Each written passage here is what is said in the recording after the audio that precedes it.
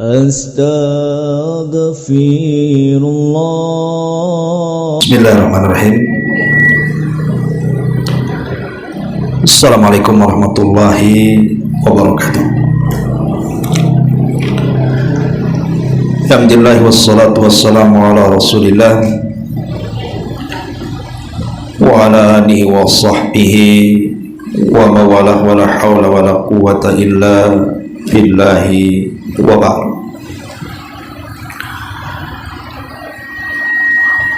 Alhamdulillah, segala puja dan puji hanya milik Allah subhanahu wa ta'ala. Salawat dan juga salam kita hadiahkan kepada Rasul kita Nabi besar Muhammad sallallahu alaihi wa ala alihi wasallam. Kita lanjutkan kajian kita, masih membahas kitab Bulughul Maram dan masih membahas bab salatil Jum'ah. Kita masuk pada hadis yang ke 447 dalam kitab ini, masih dari hadis Abi Hurairah radhiyallahu anhu. An Abi Hurairah radhiyallahu anhu anna Rasulullah sallallahu alaihi wasallam dzakara yaumal jum'ati faqala fihi sa'atun la yuwafiquha abdun muslimun wa huwa qa'imun yusalli yas'alullaha azza wa jal syai'an illa a'tahu iyyahu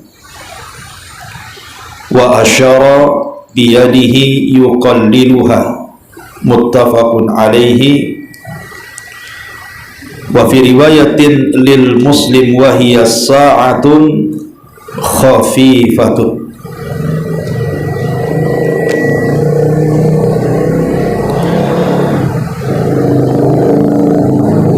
Baik. Dari Abu Hurairah radhiyallahu anhu, Nabi sallallahu alaihi wasallam menyebutkan hari Jumat. Kemudian Nabi sallallahu alaihi wasallam bersabda, di hari Jumat itu ada satu waktu di mana seorang hamba muslim ketika bertepatan dengan satu waktu itu, sementara dia berdiri melaksanakan salat, kemudian meminta sesuatu kepada Allah subhanahu wa ta'ala, kecuali Allah akan memberikan setiap permintaannya. Kemudian Nabi SAW mengisyaratkan dengan tangannya. Jadi Nabi SAW mengisyaratkan seperti ini dengan tangannya itu. Yuqalliluha, itu artinya seperti ini. Dan dalam riwayat Muslim, dan dia adalah satu waktu yang sangat singkat. Kemudian hadis yang selanjutnya, an Abi Burdah an abihi qala sami'tu Rasulullah sallallahu alaihi wasallam yaqul hiya ma baina an yajlisal imamu ila an yuqda as-salatu. Rawahu Muslim wa rajjaha ad-Daruqutni annahu min qauli Abi Burdah. Dalam riwayat Abi Burdah dari bapaknya radhiyallahu anhu, dia mengatakan, aku mendengar Nabi sallallahu alaihi wasallam bersabda, waktu itu adalah antara duduknya imam, maksudnya khatib, sampai selesai salat Jumat. Hadis ini dikeluarkan Imam Muslim, tapi Imam Daruqutni menguatkan bahwa ini bukan perkataan Nabi, tetapi perkataan Abi Burdah radhiyallahu anhu. Wa fi hadits Abdullah bin Salam inda Ibnu Majah Dan dalam hadis Abdullah ibn Salam yang dikeluarkan Ibnu Majah, wa Jabirin inda Abi Daud wa Nasai, dan juga riwayat Jabir yang dikeluarkan Abi Daud, An-Nasai dan juga An-Nasai, annaha ma baina salatil asri ila ghurubi syamsi. Maksudnya waktu yang mustajab itu adalah setelah salat asar sampai terbenam matahari. Baik, ini feedback ini terlalu dekat apa ya?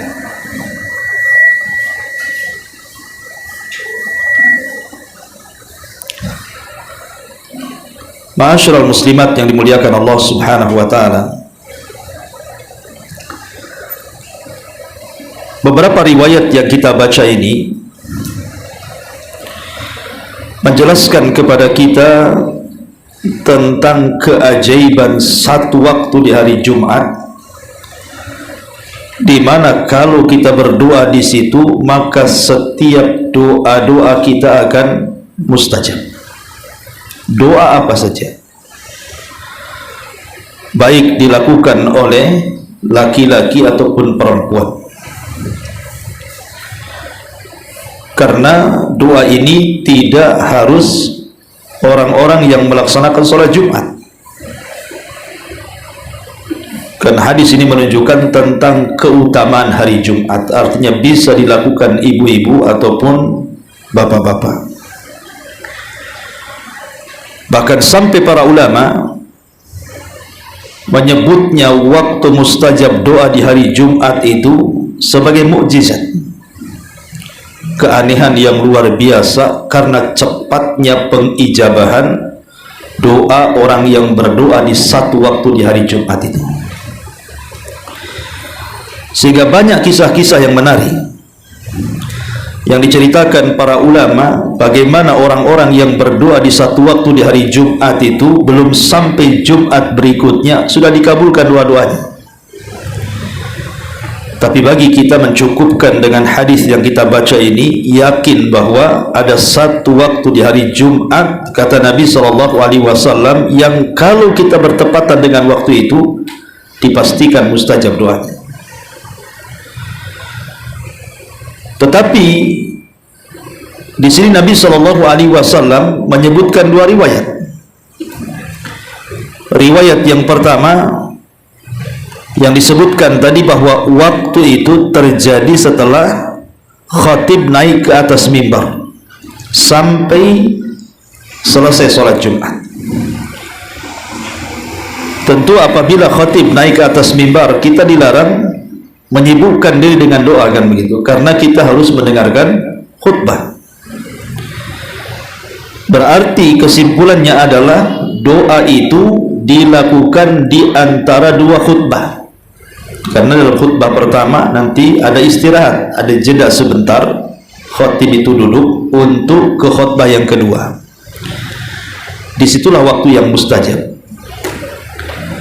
Tapi pendapat yang lain dalam hadis yang kita baca juga bahwa waktu itu adalah terjadi setelah sholat asar sampai maghrib. Dan ini adalah pendapat yang kuat karena ini pendapat jumhur, mayoritas para sahabat, mayoritas para tabi'in, dan mayoritas para ulama mengatakan bahwa waktu yang mustajab itu terjadi setelah asar, sebelum maghrib.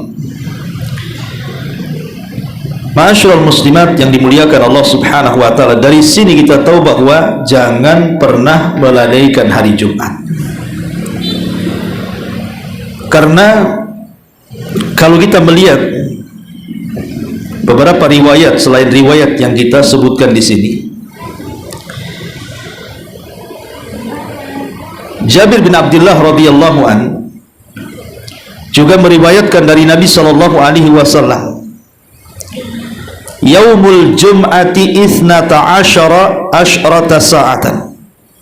Hari Jumat itu 12 jam. Fiha sa'atun la yujadu muslimun yas'alallaha fiha syai'an illa atah. Di situ ada satu waktu yang seorang muslim meminta sesuatu kepada Allah Subhanahu wa taala, pasti akan dikabulkan permintaannya. Kemudian kata Rasul, faltamisuha akhiras sa'atin ba'dal asri. Maka carilah waktu mustajab itu di akhir-akhir waktu setelah asar. Kemudian juga hadis yang lain dari Abi Salamah Ibn Abdurrahman, anna nasan min ashabi Rasulillah sallallahu alaihi wasallam ijtama'u. Ada sebagian para sahabat di zaman Rasul berkumpul. Fatadzakarus sa'ata. Mereka pun saling membicarakan soal hari kiamat. Fatadzakarus sa'ata allati fi yaumil jum'ah. Mereka membicarakan soal satu waktu di hari Jumat. Fatafarraqu wa lam yakhtalifu annaha akhiru sa'atin min yaumil jum'ah. Maka mereka pun berpisah dan mereka tidak ada yang berselisih bahwa yang dimaksud mustajab doa itu artinya akhir waktu di hari Jumat, berarti sore hari. Ini sebagai penguat bahwa mayoritas para ulama mengatakan bahwa waktu itu terjadi setelah asar sebelum maghrib. Makanya dikisahkan oleh sebagian ulama salaf, di antaranya adalah dijelaskan dari Imam Ahmad ibn Hanbal rahimahullahu ta'ala. Dia mengatakan aktsarul hadithi fi sa'ati allati turja fiha ijabatud da'wati annaha ba'dal asri wa turja ba'da zawali syamsi.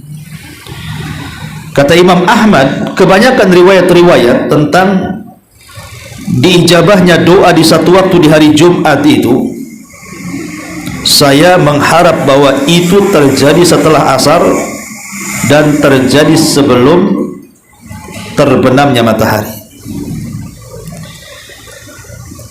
Dan itu juga senada dengan apa yang disebutkan oleh Al-Imam Ibnu Abdul Bar dan juga Al-Imam Al-Iraqi rahimahumullahul jami'. Jadi mereka berpendapat semuanya bahwa satu waktu di hari Jumat yang setiap doa-doa itu diijabah oleh Allah Subhanahu wa ta'ala itu terjadi setelah asar sebelum terbenam matahari. Ini yang banyak dikuatkan oleh para ulama. Bahkan Sa'id ibn Zubair apabila dia melaksanakan sholat asar, dia tidak mau berbicara sama siapapun sampai terbenam matahari di hari Jumat. Jadi di zaman itu banyak para sahabat yang mereka betul-betul memanfaatkan waktu setelah asar sebelum maghrib itu untuk berdoa. Sampai ada sahabat tidak mau diajak bicara dan tidak mau bicara dengan manusia.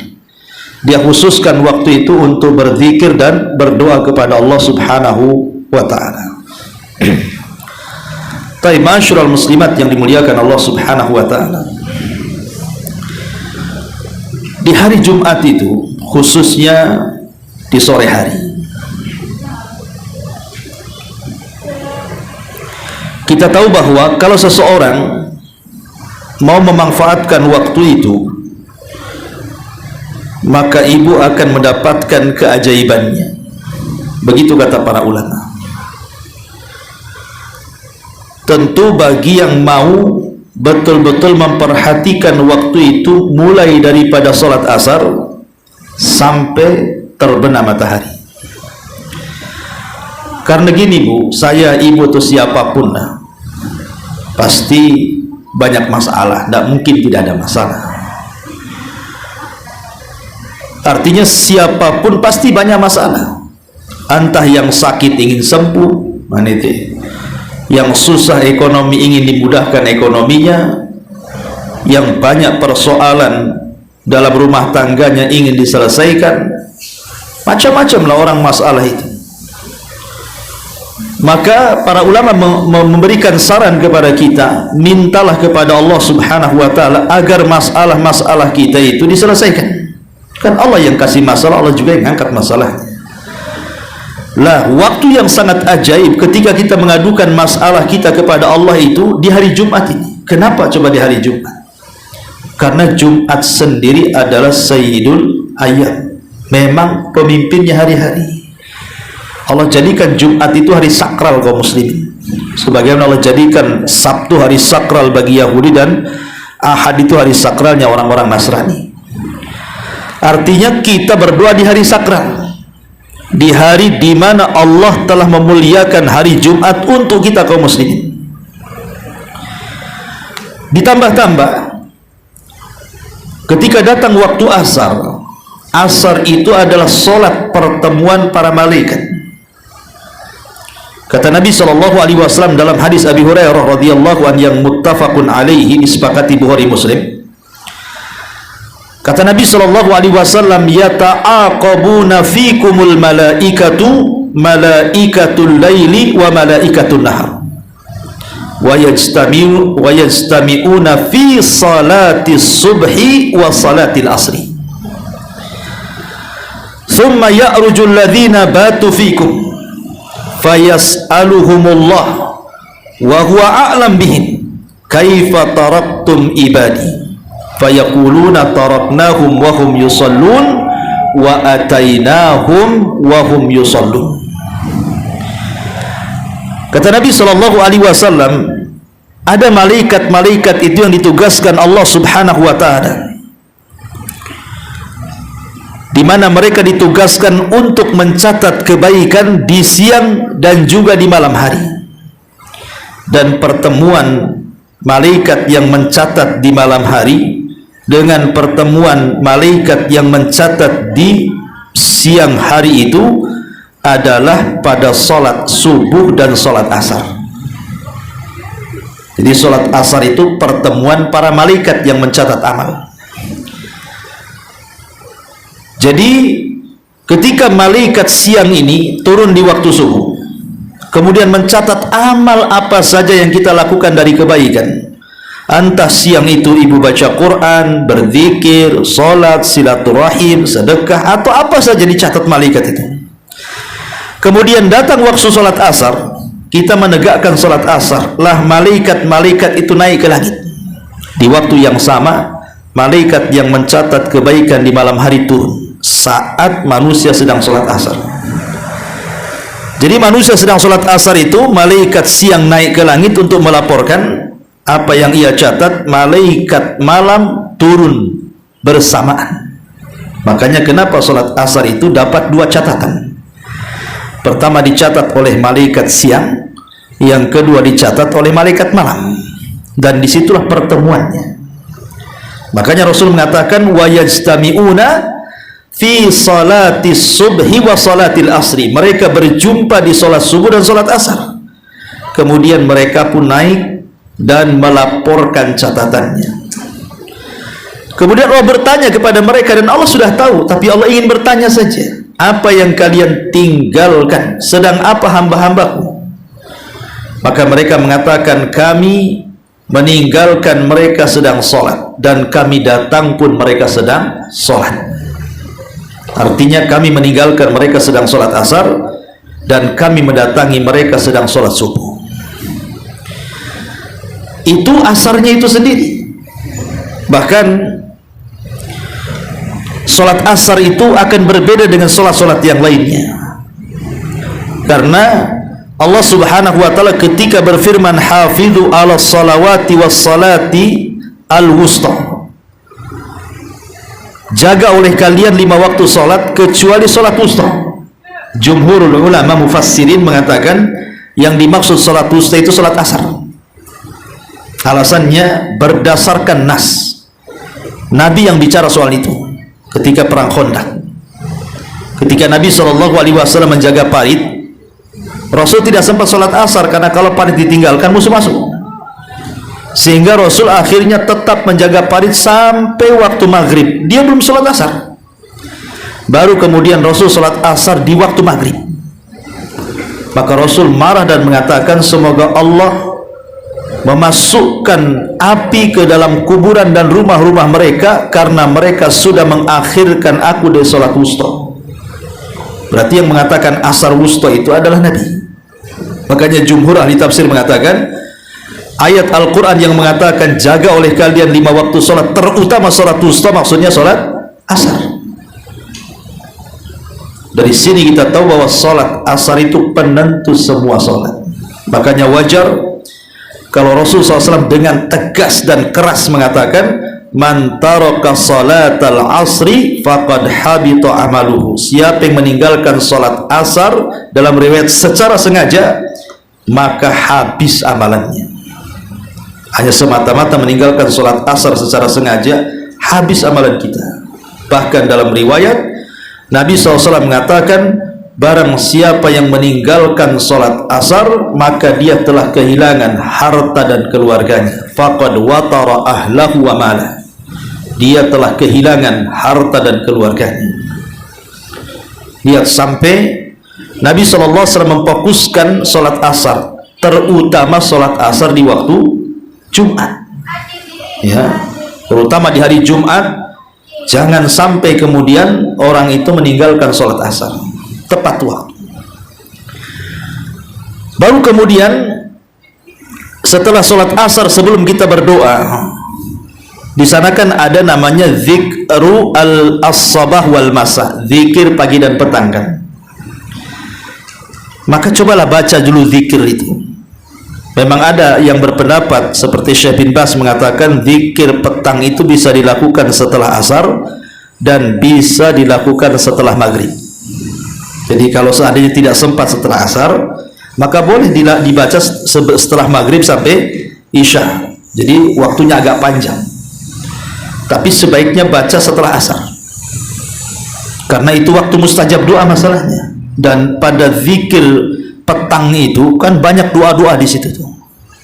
Maka sebaiknya baca setelah asar sampai maghrib, ya. Baru setelah itu ibu memperbanyak sholawat, karena sholawat di hari Jumat itu nilainya berbeda dengan sholawat di hari-hari yang lainnya.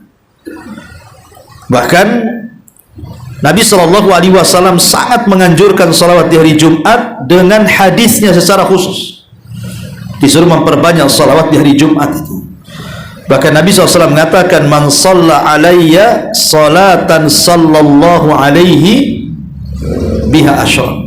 Barang siapa yang salawat 1 kali kepadaku, maka Allah akan bersalawat kepada dia 10 kali. Maksudnya gimana? Makna salawat itu, Bu, kalau ibu membaca Allahumma sholli ala Muhammad, apalagi ibu membaca seafdol-afdolnya salawat. Apa seafdol-afdolnya salawat? Salawat Ibrahimiyah. Itu seafdol-afdolnya salawat. Ketika Rasul ditanya soal salawat yang paling afdol, maka Rasul menyebutnya salawat Ibrahimiyah, salawat yang ibu biasa baca dalam tasyahud. Itu namanya salawat Ibrahimiyah. Allahumma sholli ala Muhammad wa ala ali Muhammad kama shallaita ala Ibrahim wa ala Ibrahim, ya. Jadi arti salawat itu artinya kita berdoa kepada Allah Azza wa Jal agar Allah memuji Nabi kita di atas langit sana. Jadi agar Allah memuji Nabi kita di hadapan Jibril, di hadapan Mikail, di hadapan Israfil, di hadapan seluruh malaikat yang ada di langit. Itu makna kalau kita mengucapkan Allahumma sholli ala Muhammad. Kita meminta kepada Allah agar Allah terus memuji Nabi kita di langit. Lah sesiapa yang bersalawat kepada Rasul meminta agar Allah memuji Nabi kita di hadapan para malaikat 1 kali, maka Allah akan memuji kita 10 kali. Jadi Allah akan memuji ibu di hadapan para malaikat, di hadapan Jibril, di hadapan Mikail, di hadapan Israfil, di hadapan seluruh malaikat. Nama ibu dipuji-puji di sana, bukan 1 kali, 10 kali, karena salawat kita 1 kali kepada Nabi. Gimana kalau ibu ulang-ulang salawat itu? Berarti Allah terus memuji kita di hadapan para malaikat. Ini kan sebuah kebanggaan harusnya. Makanya orang kalau tidak paham salawat, maksudnya keutamaan salawat itu maksudnya gimana keutamaan salawat itu? Orang tidak terangsang untuk bersalawat. Tapi kalau orang sudah tahu, wah kalau saya mengucapkan Allahumma sholli ala Muhammad, berarti nama saya sedang disebut-sebut Allah itu di hadapan malaikat, di hadapan Jibril lagi, di hadapan Mikail, di hadapan Israfil, di hadapan Malakul Maut, di hadapan seluruh malaikat yang ada di arsy dan seluruh malaikat yang ada di langit. Nama kita harum di sana. Baru setelah itu ibu berdoa. Doa setelah asar sebelum maghrib itu mustajab. Ibu meminta di situ. Kalau ibu sakit minta disembuhkan, ibu susah ekonomi yang minta dilancarkan, ya, ibu ada masalah yang minta diuraikan. Terserah ibu, umpamanya anak nakal supaya minta anak itu diberikan hidayah. Suami mungkin belum sholat, belum apa, minta kepada Allah hidayah. Orang tua belum sadar, minta kepada Allah hidayah. Itu waktu mukjizat doa itu. Ulama mengatakan mukjizat doa. Kenapa? Karena mujarab. Mujarab itu artinya terbukti gitu maksudnya. Dan itu banyak kisah-kisah. Kalau saya mau ceritakan kisah-kisah tentang mustajab doa di hari Jumat itu luar biasa yang dikisahkan para ulama. Sampai salah satu kisah itu seorang syekh bercerita.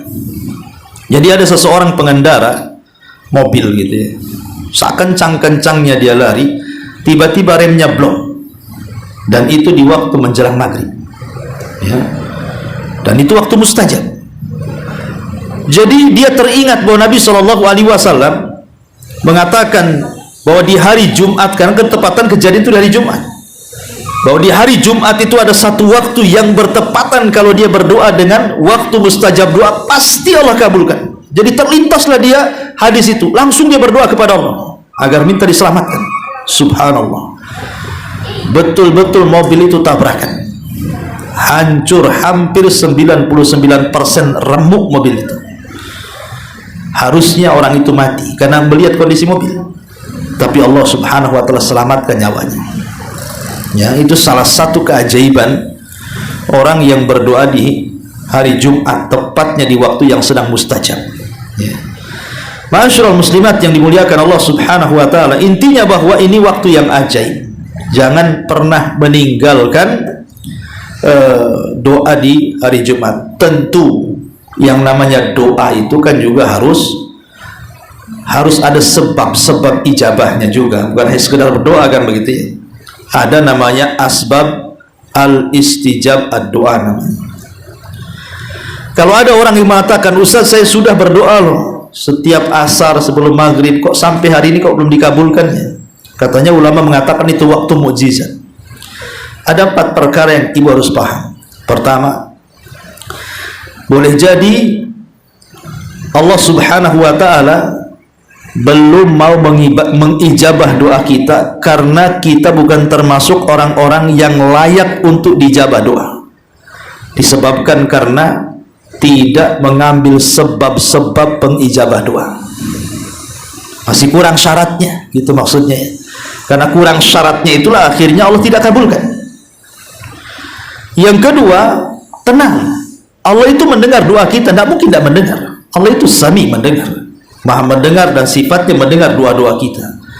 Allah itu mendengar dan akan mengijabah doa kita lambat ataupun cepat, pasti dikabulkan oleh Allah Subhanahu wa ta'ala. Yang jelas jangan kita mengeluarkan kalimat istijal. Kalimat istijal itu kenapa dan kenapa. Kenapa saya sudah berdoa kok nggak dikabulkan? Kenapa saya sudah berdoa kok dikabulkan? Jangan ucapkan kalimat itu. Justru ucapan itulah yang menghalangi doa dikabulkan. Kemudian yang ketiga, boleh jadi bukan berarti Allah tidak mengijabahi doa kita. Sebenarnya Allah sudah ijabah doa kita, tetapi Allah kabulkan di luar permintaan kita. Kita minta lain, pengabulannya lain. Kita minta rumah, tetapi pengabulannya kita pula kemudian dihindarkan dari bahaya. Bisa saja seperti itu. Atau boleh jadi Allah Subhanahu wa ta'ala belum mengijabah kita itu karena sebuah kemaslahatan. Sebab kalau seandainya dia miskin tiba-tiba dikayakan mendadak, bisa kufur dia. Ataupun mungkin kalau dia sedang sakit dicepatkan segera, mungkin bisa saja melampaui batas, kembali kepada kemaksiatannya kan gitu. Maka itu kemaslahatan kita. Kenapa Allah lambatkan pengabulannya? Untuk kemaslahatan kita. Boleh jadi kita belum siap. Betapa banyak orang yang miskin jadi kaya akhirnya melampaui batas. Berapa banyak orang sakit disembuhkan akhirnya maksiat lagi. Sengaja ada maslahat yang baik untuk kita, ambil hikmah di balik itu. Ataupun yang terakhir, boleh jadi sebenarnya Allah kabulkan tapi tidak di dunia, di akhirat, untuk meningkatkan kita di sorga. Tingkatan-tingkatannya nanti Allah akan tinggikan lagi di sorga. Tetapi yang jelas bahwa dalam doa itu yang harus ibu lakukan yang pertama kali, harus ada keyakinan. Kalau tidak yakin percuma. Berdoa itu tuh apa kalau nggak yakin? Jadi ibu berdoa di hari Jumat itu sebelum maghrib, setelah asar itu harus ada keyakinan itu waktu mustajab. Makanya dalam bentuk keyakinan itu seperti apa? Ulama mengatakan, coba ibu luangkan waktu 1 jam sajalah dari asar ke maghrib itu, luangkan waktu, hindarkan perkara-perkara yang melalaikan. Sudah, jangan pegang handphone, tinggalkan handphone. Jangan nonton TV, tinggalkan TV.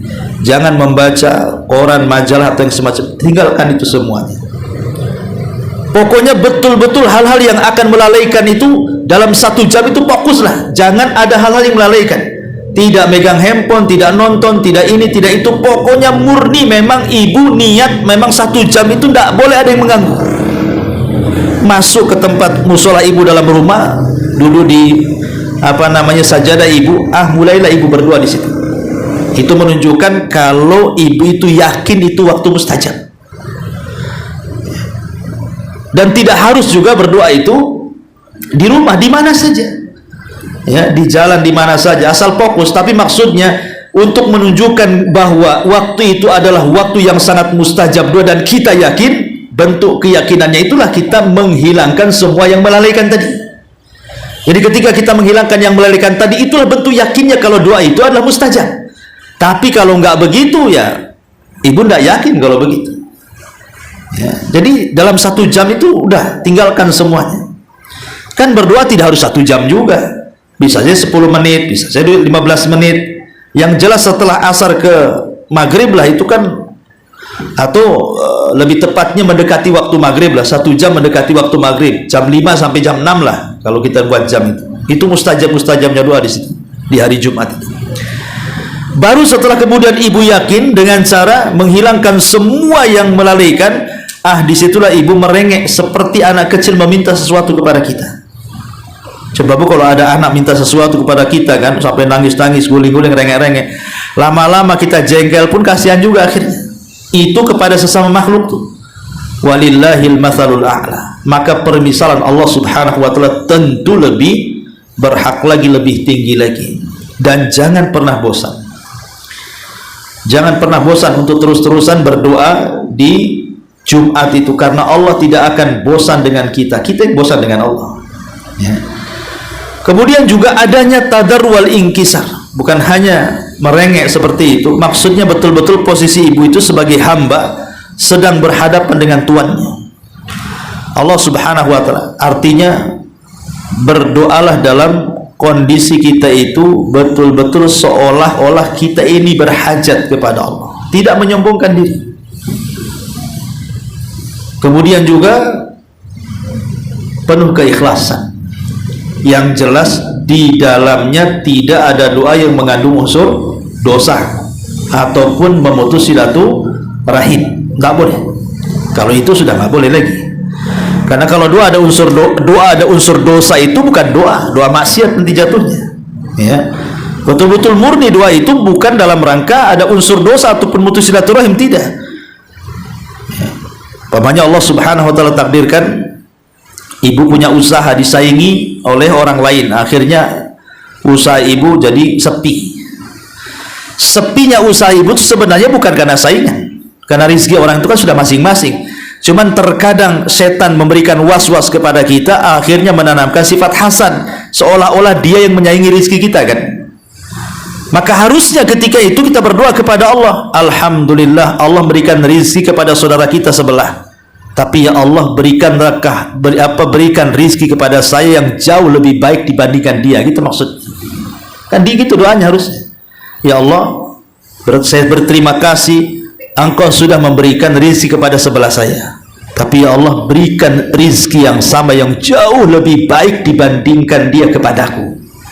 Harusnya begitu. Itu menghilangkan hasad namanya. Doa seperti itu, ya, terutama di waktu-waktu yang sangat-sangat mustajab di hari Jumat. Dan kalau memang ibu sangat berhajat sekali karena mungkin tadi sakit sudah lama ingin sembuh, ekonomi sudah lama sulit ingin Allah mudahkan, maka cobalah ibu menggunakan cara tawasul dengan amal soleh. Ya, mungkin ibu bisa ngomong dengan Allah, ya Allah, dulu aku pernah sholat malam sendirian. Kalau ini bentuk keikhlasan saya gitu ya, maka saya berhajat hari ini, tolong kabulkan doa saya. Dan amal soleh apa saja terserah. Makanya kenapa pentingnya jangan pernah meremehkan sekecil apapun amal soleh, karena bisa saja yang kecil-kecil itu bisa digunakan untuk tawasul. Karena namanya amal remeh itu kan lebih mendekati ikhlas dibandingkan amal yang berat, cenderung riya. Ya, jadi amal-amal yang kecil itu yang sebenarnya bisa digunakan untuk tawasul tuh. Ya, makanya penting sekali. Intinya bahwa ini waktu yang luar biasa, jangan pernah ditinggalkan.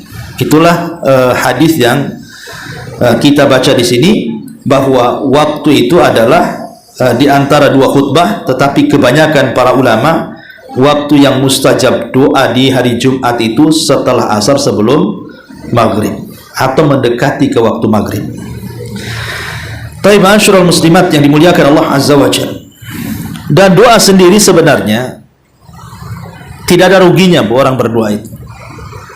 Tidak mesti juga di asar di hari Jumat kan. Bahkan di hari Jumat di jam berapa saja sebenarnya itu doa bagus. Mau ibu mau di hari Jumat paginya, di hari Jumat siangnya, di hari Jumat malamnya, semua doa di hari Jumat itu luar biasa bu nilainya. Tetapi maksudnya kan dihususkan di asar sebelum maghrib gitu ya, ataupun ada yang berpendapat di antara dua khutbah. Ketika terjadi perselisihan para ulama seperti ini bu, akhirnya terjadi seperti Lailatul Qadar jadinya. Kecuali kalau Rasul mengkhususkan, oke, pada asar jelas nggak ada khilaf ulama kan. Lah ketika terjadi khilaf ulama seolah-olah kita belum tahu di jam keberapa tuh. Tapi kalau seandainya kita gunakan doa itu pokoknya pagi, siang, sore, malam, maka persis seperti kita mencari Lailatul Qadar. Kalau kita hidupkan nih mulai dari tanggal 20 malam Ramadan sampai selesai bulan Ramadan, dipastikan kita dapat Lailatul Qadar. Begitu juga doa di hari Jumat. Tetapi tentu dari semua waktu di hari Jumat itu waktu yang mendekati ya, mendekati ijabah doa menurut pendapat mayoritas para ulama adalah setelah asar sebelum maghrib atau di antara dua khutbah ya. Adapun secara umum ya, keutamaan doa sendiri saya akan sebutkan secara singkat 10 perkara. Satu, bahwa berdoa itu dalam rangka mentaati Allah dan Rasulnya. Allah yang merintahkan kita berdoa, Rasul yang merintahkan kita berdoa kepada Allah. Idza sa'alta fas'alillah wa idza sta'anta fasta'in billah. Yang kedua, doa itu ibadah. Walaupun tidak dikabulkan nggak masalah, kan dapat pahala kita. Ya. Tapi tidak mungkin Allah tidak mengabulkan doa kita. Yang ketiga, doa sendiri adalah sesuatu yang sangat mulia. Dari semua ibadah yang Allah perintahkan, tidak ada ibadah yang lebih mulia dibandingkan doa. Karena Rasul yang mengatakan laisa syai'un akram indallahi minad doa. Tidak ada sesuatu yang lebih mulia di sisi Allah melebihi doa. Yang keempat, doa sendiri adalah sebab mencegah murkanya Allah. Karena Rasul mengatakan malam yas'alillah yaghdab alaihi, siapa yang tidak meminta kepada Allah, Allah akan murka kepadanya. Berarti orang yang terus berdoa menghilangkan murkanya Allah. Karena Allah kalau sudah murka bu, ibu dibuatnya sakit, ibu dibuatnya susah, ibu dibuatnya sempit, kan begitu. Kemudian yang nomor 5, doa sendiri adalah selamat dari al-ajzi wal kasal. Orang yang berdoa itu hakikatnya menghindarkan diri dari sifat lemah dan malas. Karena Rasul yang mengatakan selemah-lemah manusia adalah orang yang lemah dari doa, dan sebakhil-bakhilnya manusia adalah orang yang bakhil mengucapkan salam. Kemudian yang nomor 6, doa sendiri bisa mencegah bala. Ada perkataan Imam Ibnu Qayyim mengatakan, wa du'a'u min anfa'il adwiyati. Doa itu seutama-utama mendatangkan obat. Wa huwa aduwul bala. Dan dia adalah musuhnya musibah. Dengan doa yadfa'uhu bisa mencegah musibah, wa yu'alijuhu bisa mengobati musibah, wa yamna'u nuzulihi dan bisa mencegah nuzuluhu datangnya musibah, wa yarfa'uhu dan mengangkat musibah, au yukhafifu bahkan meringankan musibah apabila sudah turun. Dan dia adalah senjata seorang mukmin. Bayangkan, doa ini mencegah musibah sebelum, sedang, dan telah, kan itu. Sebelum datang bisa dicegah, ketika dapat musibah bisa diangkat, setelah musibah maka akan dijauhkan. Itulah manfaat doa, kata Imam Ibnu Qayyim rahimahullahu ta'ala. Dan yang nomor 7, doa sendiri adalah bentuk kebersamaan Allah dengan kita, berdasarkan sabda Rasul, ana inda dhanni abdi bi wa ana ma'ahu idza da'ani. Saya bersama prasangka hambaku kepadaku, dan saya akan bersama hamba itu selama dia berdoa kepadaku. Yang nomor 8, doa sesuatu yang sangat dicintai Allah subhanahu wa ta'ala. Dan yang nomor 9, sebab lapangnya dada itu adalah doa. Kalau ibu sempit dadanya, berdoa, maka Allah akan lapangkan dadanya. Dan yang terakhir, sebab istiqomah. Kalau kita ingin istiqomah, maka lakukan doa. Allahumma ya muqallibal qulub, tsabbit qalbi ala dinik. Ma'asyiral muslimat yang dimuliakan Allah Azza wa Jalla, inilah diantara keutamaan doa di hari Jumat berdasarkan beberapa riwayat yang kita baca di sini. Tapi ada sedikit faedah ya, sebelum kita tutup. Ada orang-orang yang mereka dianggap rugi apabila datang di hari Jumat, karena mereka tidak mengetahui tentang keutamaannya.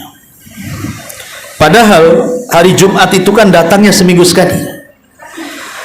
Harusnya yang datang seminggu sekali, apabila datang harinya, harusnya kita pandai memanfaatkan. Karena belum tentu ketika Jumat ini kita temui, Jumat depan itu kita bisa lalui. Bisa saja meninggal sebelum itu.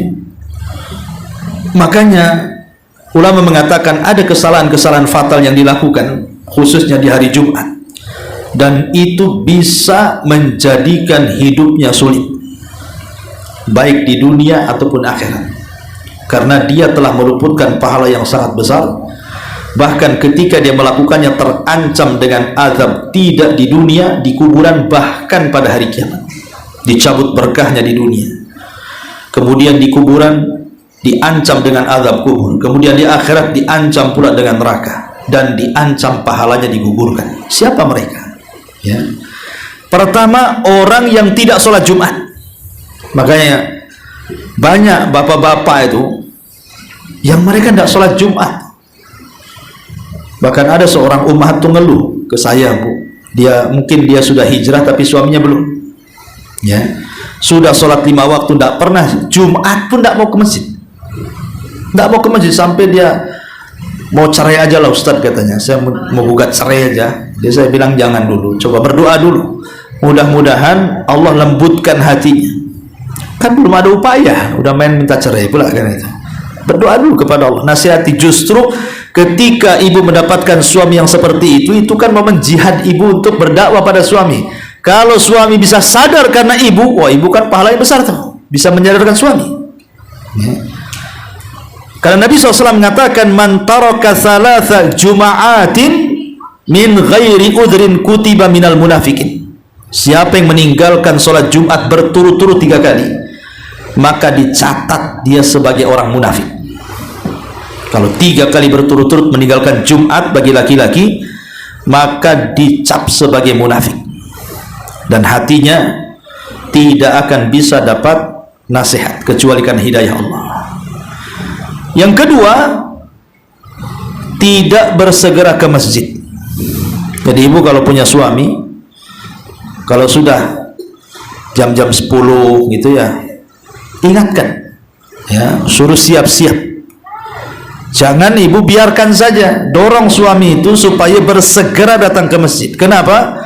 Karena Nabi SAW mengatakan, idza kana yaumul jum'ati kana ala kulli babi min abwabil masjidi malaikatun. Jadi apabila di hari Jumat, pada tiap-tiap pintu masjid itu ada malaikat yang membawa catatan dan menulis.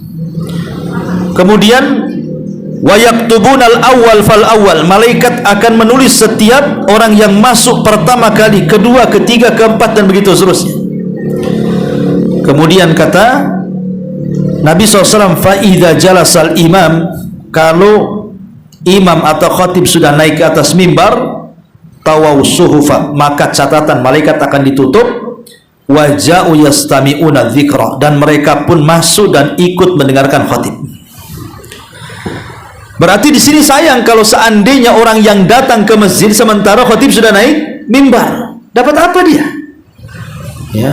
Dan saya saksikan itu ya, sekarang seperti itu.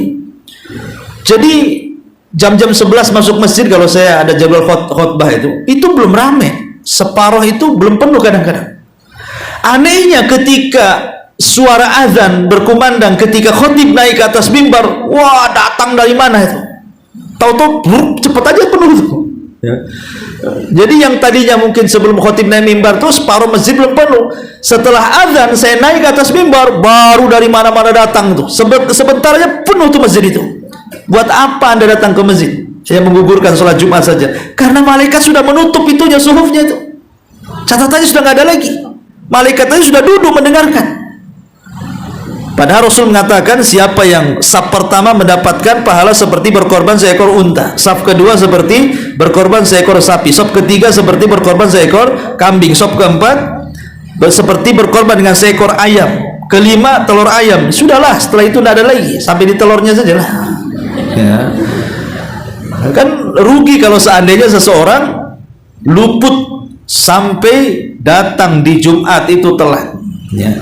Kemudian yang ketiga, yang parah juga nih, dia datang awal-awal, ya, bagus dia seperti mendapatkan seekor unta gitu ya, atau mungkin di saf kedua atau ketiga, tapi terkadang dia tidak punya adab ketika mendengarkan khutbah. Dia ngomong pula sama yang sebelahnya, niatnya bagus, pamannya ada yang rame, diamlah, ada khotib naik mimbar. Berarti orang ini tidak punya adab. Menegur orang saja, kata Nabi SAW, apabila di hari Jumat, maka idza takallama al-imam, apabila imam sudah bicara, maka kita tidak boleh bicara. Sebab kalau bicara, fala Jum'atalah, kita tidak dianggap Jumat. Ya. Nggak punya aturan, makanya penting belajar adab-adab hari Jumat itu supaya pahala Jumatnya tidak hilang. Hanya ngomong sama orang sebelahnya, diam dengerin.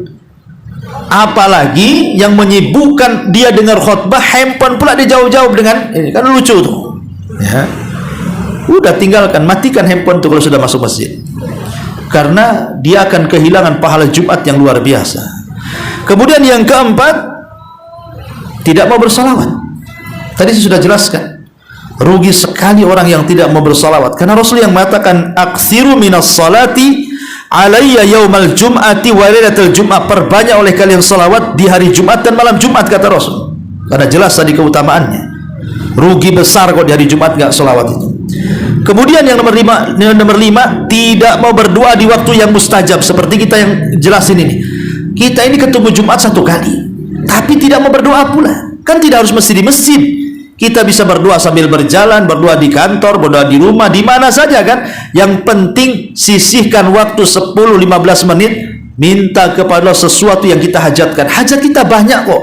Ya. Kenapa sombong pula kita tidak mau minta kepada Allah Azza wa Jalla? Itu luput waktu ijabah jadinya. Kemudian yang nomor 6, tidak mau bertobat. Itu waktu kita bertobat sebenarnya.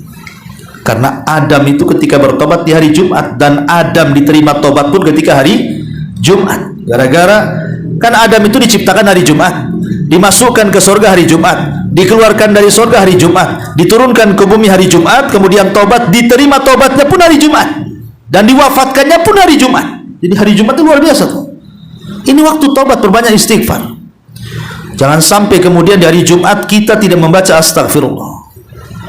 Dan ulama mengatakan sebab ampunan itu 3. sebab ampunan itu 3. 1, doa yang diiringi harapan. Ibu berdoa kepada Allah dengan harapan dosa-dosa ibu diampuni. Yang kedua, istighfar yang disertai tobat.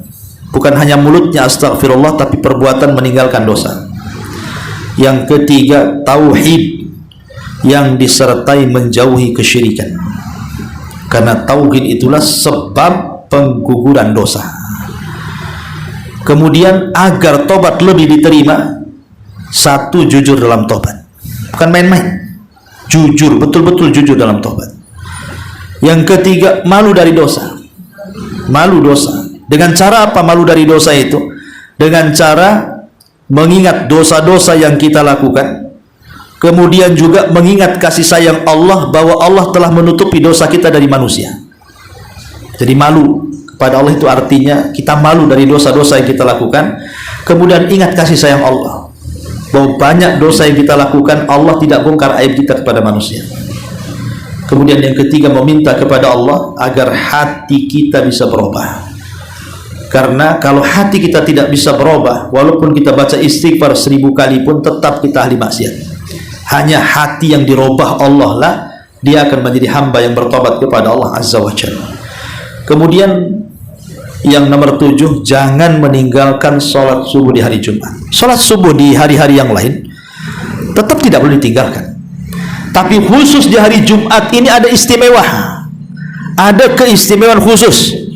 Karena Nabi SAW mengatakan, afdolus salawati indallah salat subhi yaumal jum'ati fi jama'atin. Seafdol-afdolnya salat di sisi Allah adalah salat Jumat, salat subuh di hari Jumat dan berjamaah. Bagi laki-laki, kalau perempuan kan di rumah. Tapi kalau perempuan ingin ke masjid tidak masalah. Karena sahabiah di zaman Rasul tidak ternukilkan riwayat mereka masuk ke masjid dan berjam bersama Rasul kecuali di hari di sholat subuh. Jadi sholat subuh itu sahabiah mereka datang ke masjid, ya.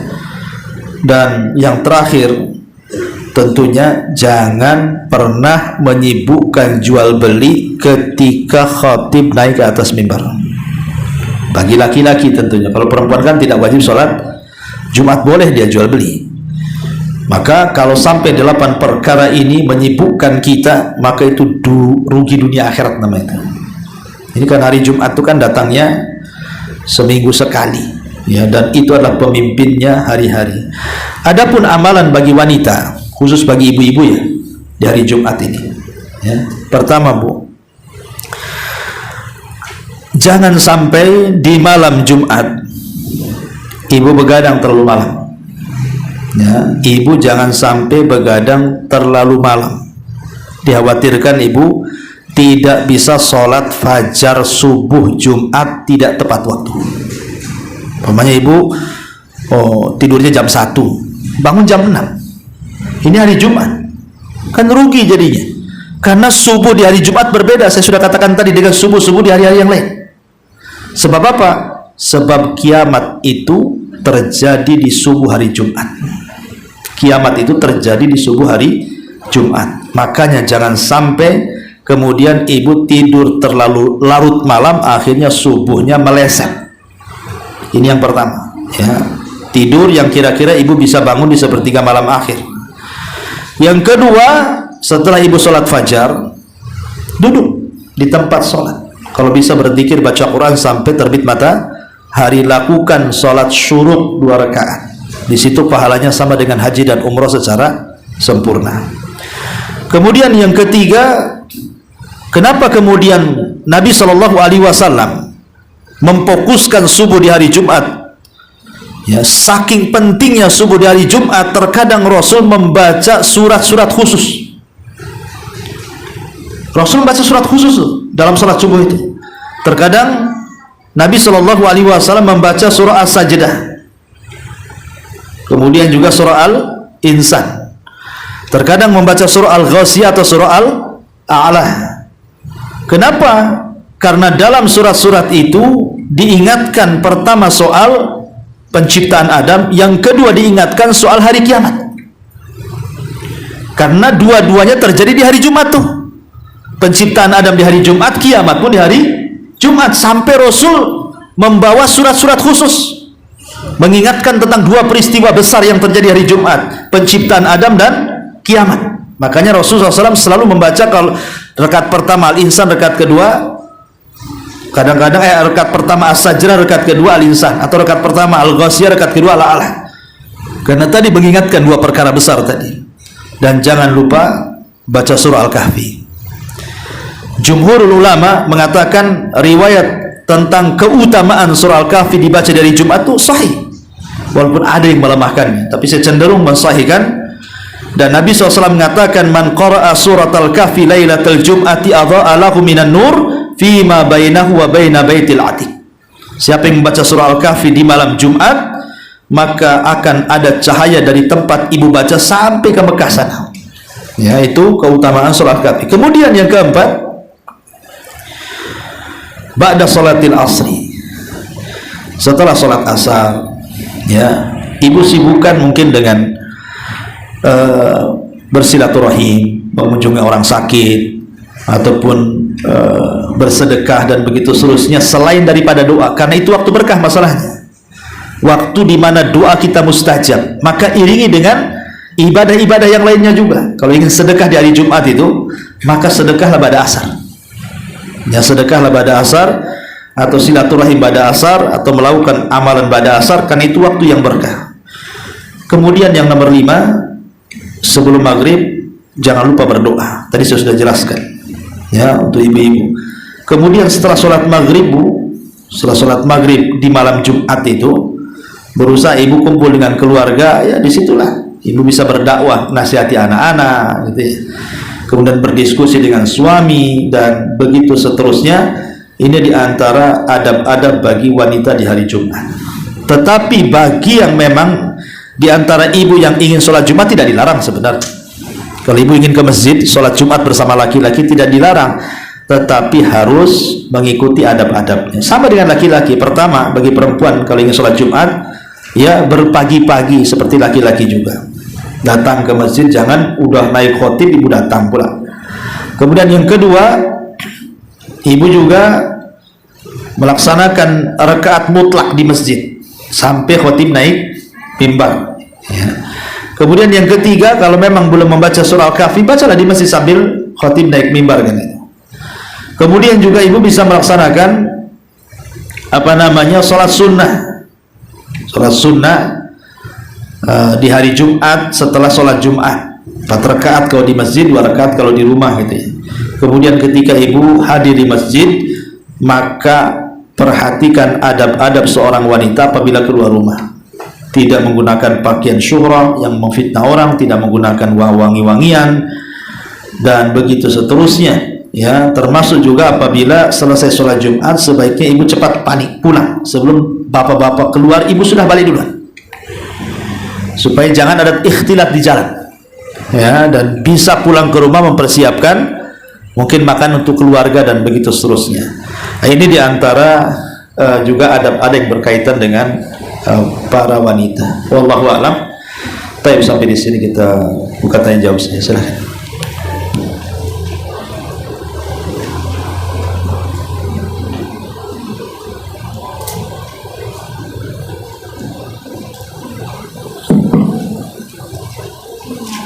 Assalamualaikum. Waalaikumsalam. Ustaz, tadi kan dijelaskan meninggalkan sholat asar itu dia bagaikan orang yang kehilangan semua hartanya dan keluarganya pada hari itu. Nah, yang dipertanyakan adalah apakah yang dia kehilangan amalnya pada hari itu hanya amal sholat saja, atau semua amal-amalnya yang dia lakukan pada hari itu? Ya, alhamdulillah. Hadis Nabi SAW yang mengatakan, alladzi yafutuhu salatul asri faka'annama watara ahlahu wa malah. Barang siapa yang luput melaksanakan salat asar, berarti dia kehilangan harta dan juga keluarganya. Maka Ibn Abdul Bar rahimahullahu ta'ala mengatakan yang dimaksud kehilangan di situ kehilangan berkah. berkah dalam harta dan berkah dalam keluarga. Dan kalau sampai kehilangan berkah dalam harta, bahaya, karena seberapa banyak harta kita kalau tidak berkah itu rasanya tidak cukup. Oh, banyak nggak cukup. Tapi kalau harta itu sedikit tapi berkah, pasti cukup. Karena Allah yang mencukupkan. Rasanya mungkin ibu kenyang aja, padahal makan sedikit. Karena berkah hartanya kan. Ada makan banyak kok nggak kenyang-kenyang, jadi nggak berkah pula makanannya. Kuliner bisa sampai 5 kali sehari masih muat aja itu perutnya gitu ya. Jadi kalau kok masih kurang aja. Nanti ada aja bayar ini, bayar itu, bayar ini sampai stres bayar. Memang ada duitnya, tapi seolah-olah kemudian mudah kali keluarnya uang itu. Nah, itu boleh jadi nggak berkah gitu ya. Tapi kalau diberkahi kan kadang-kadang sedikit tapi berkah. Anaknya baik-baik gitu sama orang tua. Perabotan-perabotan di rumah kok nggak pernah ada yang rusak, mobil nggak pernah mogok kan itu, badan kok sehat-sehat walaupun nggak minum jamu kan itu bahasanya kan, itu kan berkah namanya. Ada uang banyak tapi sedikit-sedikit sakit ke dokter habis juga duit di situ nanti. Nanti punya barang dikit-dikit mogok masuk bengkel lah itu. Nanti sedikit pecah retak susah jadinya. Jadi itu yang dimaksud taroka malahu. Jadi hilang apanya keberkahan hartanya dan juga keberkahan keluarganya. Itu sebagian ulama ada yang memahami seperti itu. Di sini juga saya akan bacakan beberapa perkataan ulama seperti yang disyarah oleh sebagian ulama ketika mengatakan wa tara'ah lahu wa mala di sini.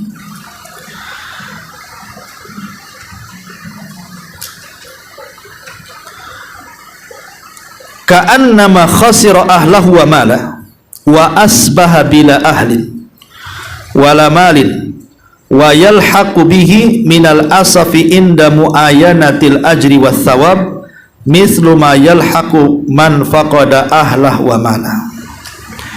Jadi yang dimaksud faqad wa tara ahlah wa mala itu adalah karena terputus harta, terputus pahala, sehingga dia akan sedih seperti sedihnya kalau dia jauh dari harta dan keluarga. Ada yang memahami seperti itu. Ibu kalau jauh safar mamanya dari kampung ke Batam ini sendirian, kemudian ibu sakit, udah nggak ada keluarga, nggak punya harta, kan sedihnya macam mana kita ini kan. Seperti itulah kesedihan seseorang ketika kehilangan pahala. Maka seolah-olah dia kehilangan harta dan juga keluarganya, karena harusnya di hari Jumat itu dia mendulang pahala banyak gitu maksudnya. Kok nggak dapat apa-apa? Harusnya disedih seperti kehilangan harta dan keluarganya. Ada juga yang mentafsirkan seperti itu. Wallahu a'lam. Bismillahirrahmanirrahim. Assalamualaikum Ustaz. Waalaikumsalam. Ana ingin bertanya untuk wanita yang ingin sholat zuhur di hari Jumat, itu apakah sesudah azan di masjid atau bagaimana Ustaz? Bisa dikatakan Ustaz? Iya, bagi wanita alhamdulillah yang sholat zuhur ya nunggu masuk waktu. Karena terkadang sholat Jumat kan bisa diawalkan. Terkadang sholat Jumat itu bisa diawalkan lain dengan duhur. Kalau duhur itu diakhirkan. Karena Nabi SAW mengatakan apabila matahari di atas kepala dan posisi masih panas, kata Rasul, abridu, dinginkan, biarkan dia bergeser ke arah barat sedikit. Kenapa? Karena panasnya terik di siang hari itu bagian dari hembusan neraka jahanam.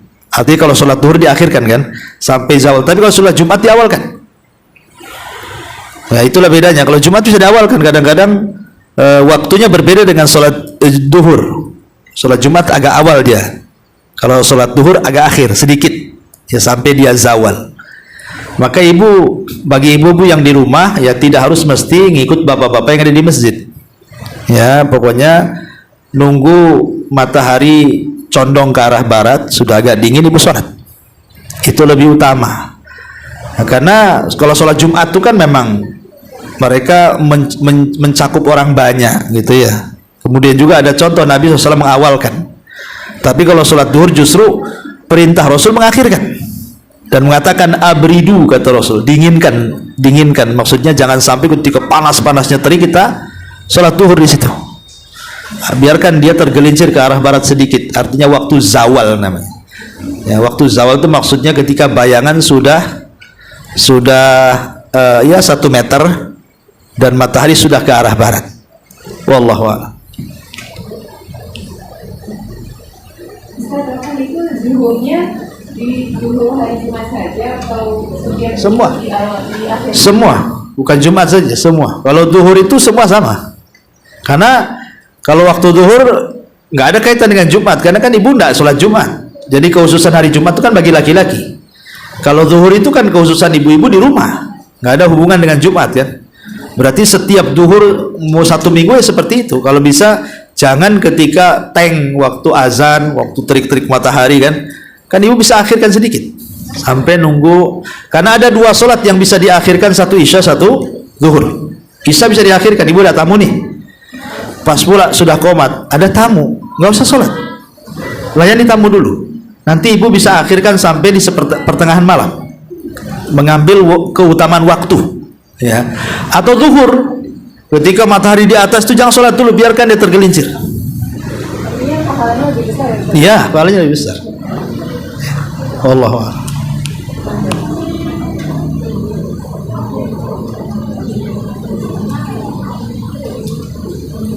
Ya? Kalau susah. Baik, kita tanya jawab saja. Ini ada tuh kan, sudah bilang hadiah itu makin sedikit makin lama-lama nanti tinggal 2, nanti terakhir tinggal 1, terakhir nggak datang, nggak ada hadiah. Baik, pertanyaan yang pertama,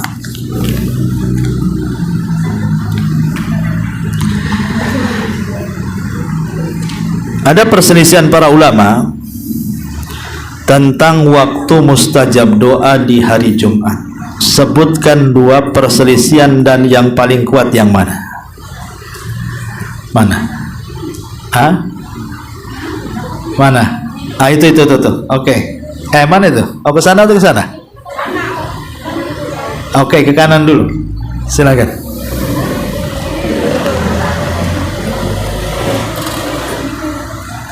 Waktu yang mustajab itu masuknya waktu asar sampai terbenamnya matahari ya, Ustaz. Perselisihan kan itu 1. Pendapat yang kedua? Yang satunya ketika motif naik mimbar. Ahsan. Mana yang lebih utama? Yang lebih utama yaitu masuknya waktu asar sampai tergelincirnya matahari. Ahsan, masya Allah. Dapat nih. Asar maghrib, Pak. Oke. Sebutkan amalan yang menopang mustajab doa setelah asar ke maghrib. Apa saja amalan yang dilakukan di waktu asar ke maghrib di hari Jumat? Boleh?